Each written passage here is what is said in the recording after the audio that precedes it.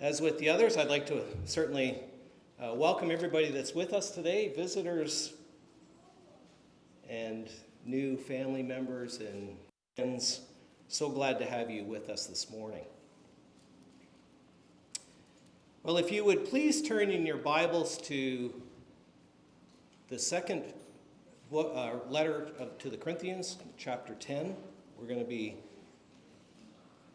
taking some thoughts from verses 1 to 5. 2 Corinthians chapter 10, verses 1 to 5, and perhaps we will begin by reading the selected passage, and then we will launch from there, unpack it a little bit over the next few minutes, and then look at some application for us.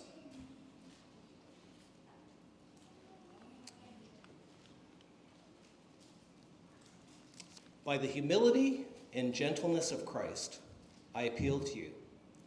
I, Paul, who am timid when face to face with you, but bold toward you when I'm away. I beg you that when I come, I may not have to be as bold as I expect to be towards some people who think that we live by the standards of this world. For though we live in the world, we do not wage war as the world does. The weapons we fight are not the weapons of the world. On the contrary, they have divine power to demolish strongholds. We demolish arguments and every pretense that sets itself up against the knowledge of God. And we take captive every thought to make it obedient to Christ. Well, let's unpack this passage a little bit. First of all, in verse 1 and verse 2, if we read between the lines, so to speak, Paul is actually acknowledging two serious accusations that some of those in Corinth are making of him. So he's receiving some criticism. First of all, Paul is timid face to face, but bold when at a distance. Well, this may not seem like a criticism. You know, quite often we might respond differently when our letters and our correspondence than when we're face to face. But it does seem that Paul is being accused basically of being two-faced. That is, he's gentle and soft, loving, kind, when he's with them face to face, but boy, when he gets away from them, he launches grenades of criticism at them, where he's safe from rebuttal and challenge. They're effectively suggesting that Paul is a hypocrite. Now, one thing we do know from Paul's letters, and even in this very letter, we go back to chapter 2, verse 4, Paul acknowledges that when he's writing his letters from a distance, they are very emotional letters. He quotes in chapter 2, verse 4, I wrote you out of great distress and anguish of heart and with many tears. And we know there was a lot of issues going on. We've talked about this in the past as we've gone through our series on the Corinthian letters and what we can glean from them, that Paul was passionate and there were some real issues in play. So the issues are not resolved yet. Not by this point in time, but Paul is facing this criticism. The other criticism that he's being faced with is in verse 3, I should actually stay in verse 2.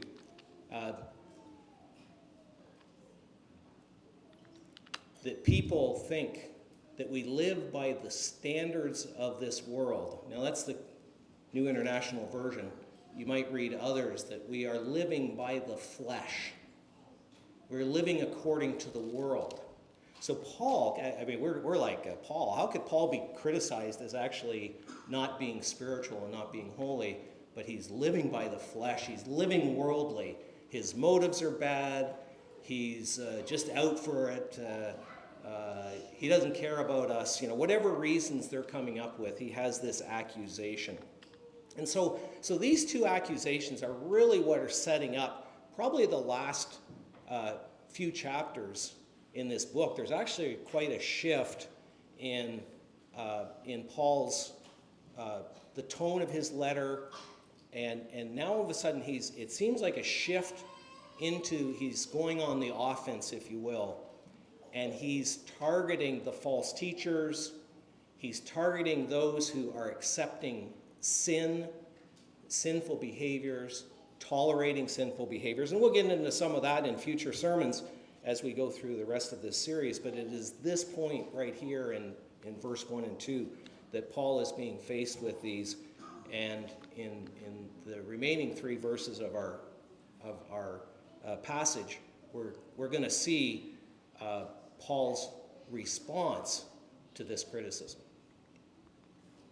So, for though we live in the world, that is, we are fleshly human beings, we do not wage war as the world does.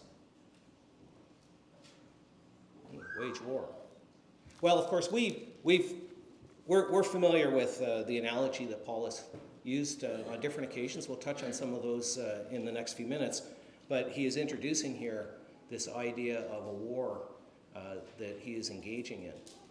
Does it mean he's just against people that are critical of him? Is he just a softy? He can't stand a little criticism. He can dish it out, but he can't take it? Well, I don't think so. He says, we do not wage war as the world does. The weapons we fight are not the weapons of the world. On the contrary, they have divine power to demolish strongholds. Now, just when he says the weapons we fight with are not the weapons of the world, you could take that 2 different ways. The one way you could take it is, well, the weapons we fight with, they're not physically, bows and arrows and swords and that sort of thing. That's not what he's referring to. There are weapons of the world. Worldly weapons. People use weapons. We're going to dive into what are those worldly weapons and what are those divine weapons or weapons of God. That's you're going to have to hold on a little bit to have that revealed. But I just want you to identify that he's not talking about, well, some people actually use physical swords and kill people and stuff, but we're in the spiritual realm. Both his statements are here in the spiritual realm, and we'll see that one come out in just a few moments. Well, Amy and I had the wonderful opportunity this spring to tour throughout Israel and Jordan. And others have done similar tours and have always spoken highly, and for us it certainly exceeded our expectations.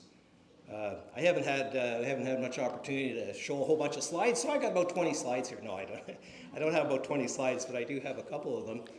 We did have opportunity to be, this is a picture right on the Temple Mount, and just to say, yes, we were there. One of the highlights was visiting the southern desert around the western shore of the Dead Sea. And it's the area that I've circled in red. You can see Jerusalem. I can do this. Yes. You can see Jerusalem up here, and this is the area that I'm referring to, and the Dead Sea is in this area. And yes, we did that. That's Jim. I will attest, that is me floating. Okay, I'm not sitting on a buoy board or anything like that. Jamie, where's Jamie? Did you get in the Dead Sea? What's that? Put my hand in it. Oh, you went as far as your hand. Did your hand float? Anyway, it was kind of a wild experience, and you almost can't stand back up because the water is so buoyant. But that's a little bit beside the point. But anyway, after that, we had the opportunity to tour the ruins of Herod the Great's southern fortress, referred to by the name Masada. Now, in modern days, the only access to the top of this fortress was a steep trail called the Snake Trail. Now, you can kind of see little bits of it here and goes up. I don't think the stairs were quite that good at the time. Fortunately for us, and Dave McWalter too, and Jamie, did you climb up Masada? Jamie took the cable. I was going to say we all went up in a gondola. So, but for the record, Amy and I walked down.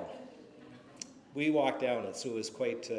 You know what, Masada, this idea of strongholds. We want to look at this idea of strongholds, and of course the thought that came to mind is Masada. We're just going to have a brief video on that right now, just to give you a sense of what this thing is all about. Masada, the symbol of the last stand of Jewish patriots in the face of the Roman army in 73 CE. For nearly 2 years, Jewish rebels successfully defied the power of Rome on atop this natural fortress.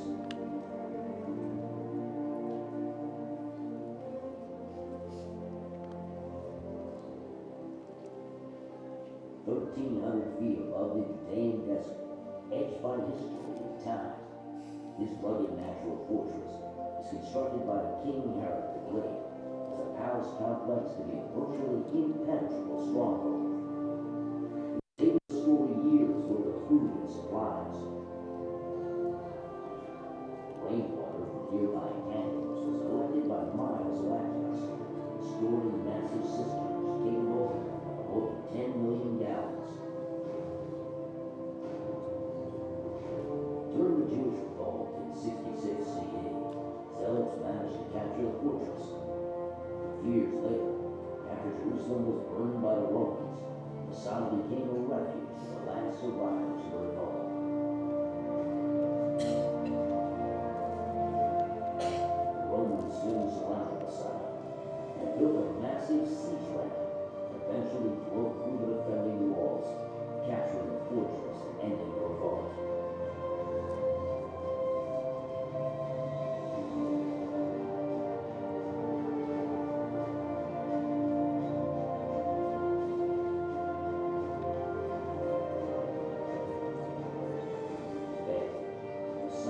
Symbol of Jewish perseverance and determination to agree.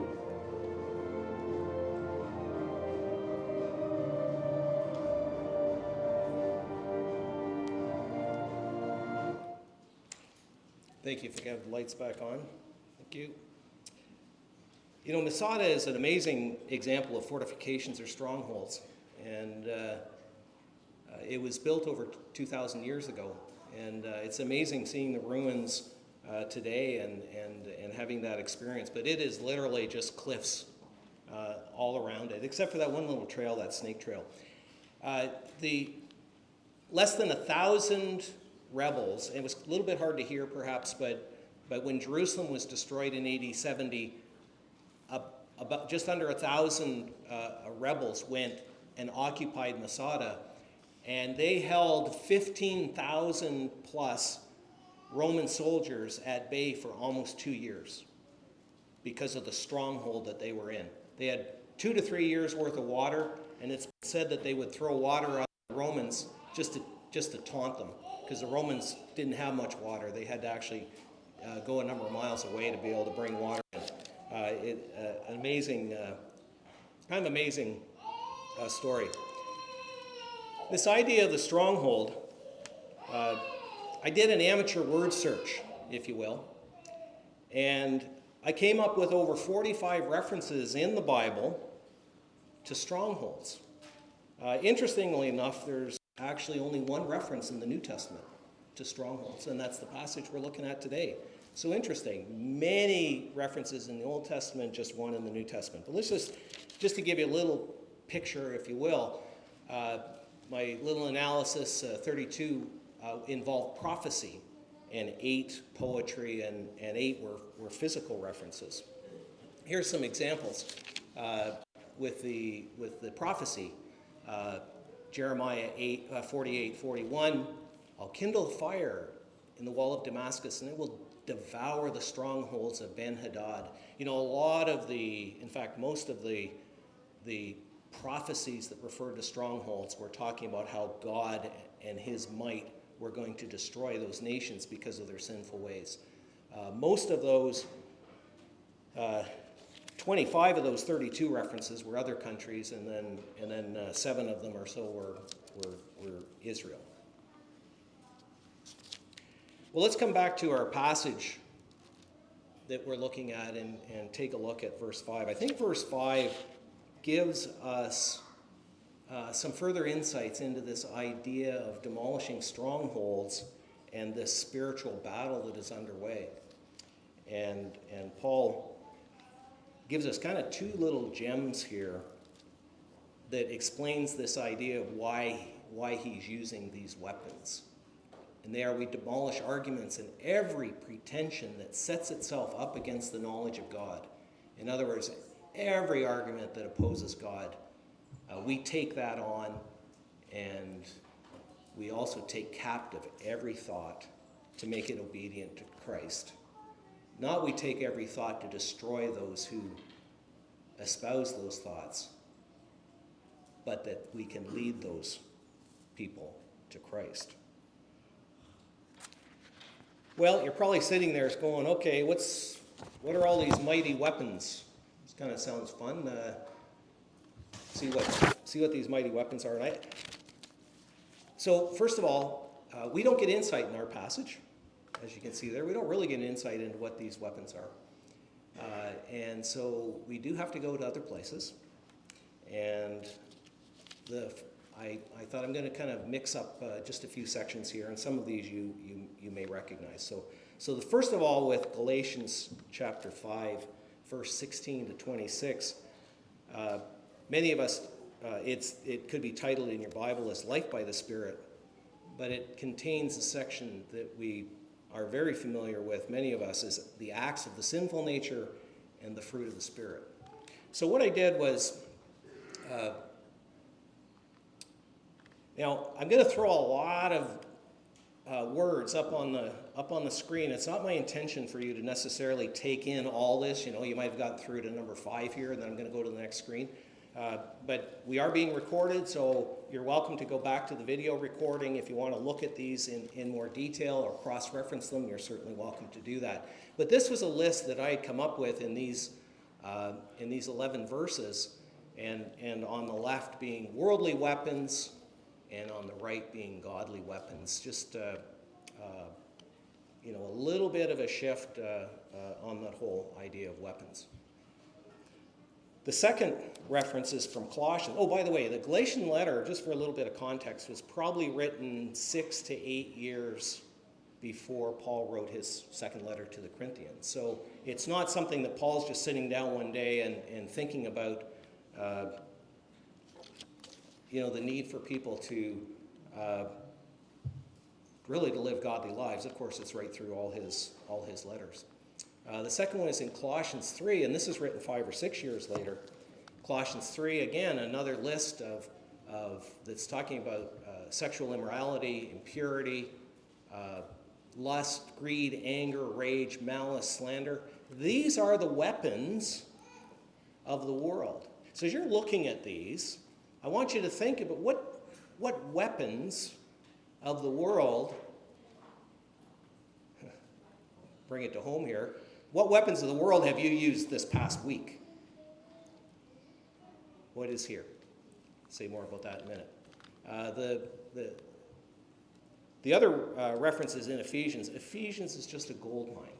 So I guess the real, you could say, well, what's Paul's answer to what these weapons, godly weapons are? Is you say, well, just go to Ephesians. Just wait. You could have said that to the Corinthians. Say, okay, guys, just wait 5 or 6 years, and I'm gonna write a letter to the Ephesians, the church at Ephesus, and I'm going to explain all about this. But just chapter 4 itself, I think I've got about 20 on each side of that. About weapons that we have at our disposal. Arrows in the quiver, is another phrase that you might have. We have this packed together. We also then in Ephesians 5, the next chapter, again, just a number of contrasting attributes, contrasting behaviors, and these are the spiritual weapons, the weapons that we use. Depending right side, left side. So just to kind of help pull this together, I did a Jimmy's Top 10. So this is just a possible. I didn't really have any particular, how do I take 50 of them and put them into 10? Well, some of them were duplicates and that sort of thing. So I kind of did my best on this. And I think you might recognize some of these. But, as you're looking at this, I want you to ponder this list for a few moments. While you do that, I'll ask the same question I asked a couple of minutes ago. What worldly weapons do you all too frequently use? Greed? Conceit? Any slandering going on? How about envy? Jealousy? Stirring up discord? Lying? It's a very sobering list. Likewise, what godly weapons do you need to dust off, get reacquainted with, retrained on, get yourself suited up to start using? Truthful, being ready to share the gospel. How about studying the Word, being sure of your salvation, always being alert? What is the Spirit telling you right now? I'm not saying it out loud, but you're looking at this list and something's hitting you. What is the Spirit telling you right now? If you want to be fully prepared for the work of a disciple, and I assume you do, what one or two godly weapons can you make this week to engage in battle? Just silently pick two on the right side. So you know what? I'm going to be focused and dedicated on that. Okay, as before we wrap up, I just want to pause and offer a prayer as we consider this list, as we consider what you've been pondering. Let's go to our Father in prayer. Our Holy Father, as we study your word, we're just amazed at how it convicts us, how rich it is, both good and bad, Father. Father, please bless each of us as we ponder these two lists, as we consider those things, those weapons that we've used, that are weapons of the world. Perhaps we've slandered, we've lied, we've greed and jealousy. Father, bless each person here as they are convicted and touched by the knowledge that they've used. They've taken those arrows from the wrong quiver. That they even have those arrows in the quiver. That they have access to those tools. Father, help us to keep our weapons chest clean and righteous and godly. And help us, Father, to focus on those things that you've identified that make us stronger, prepare us for battle, and help us engage as disciples for you. And Father, through Jesus we pray. Okay, some of you might have thought, well, that last list kind of sounded a little bit familiar. Well, I stopped at Ephesians chapter 5, but if you go to Ephesians chapter 6, I encourage you to turn to that. We're going to read that in a moment. There's a very famous passage that is titled in many Bibles as the armor of God. Maybe it's the armor of us, God's armor, but we're the ones that are wearing it or should be wearing it. So what I'd like to do as we wrap up, I'm going to read this passage from verse 10 through 20. And I would ask that if you're able to please stand up for this reading, and then we'll immediately have our closing song after the reading. So if you'd please stand up for the reading.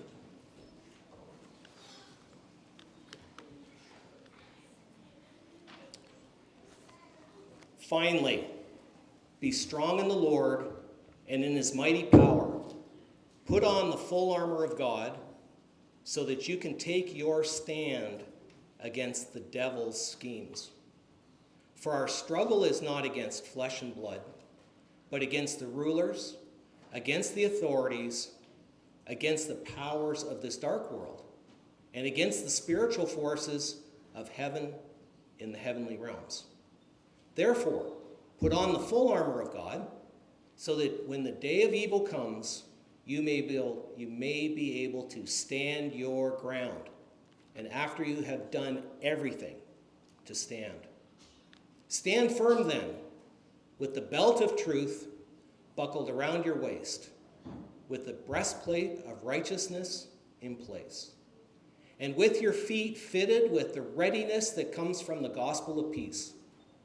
In addition to all this, take up the shield of faith, in which you can extinguish all the flaming arrows of the evil one. Take the helmet of salvation and the sword of the Spirit, which is the word of God. And pray in the Spirit on all occasions, with all kinds of prayers and requests. With this in mind, be alert and always keep on praying for all the Lord's people.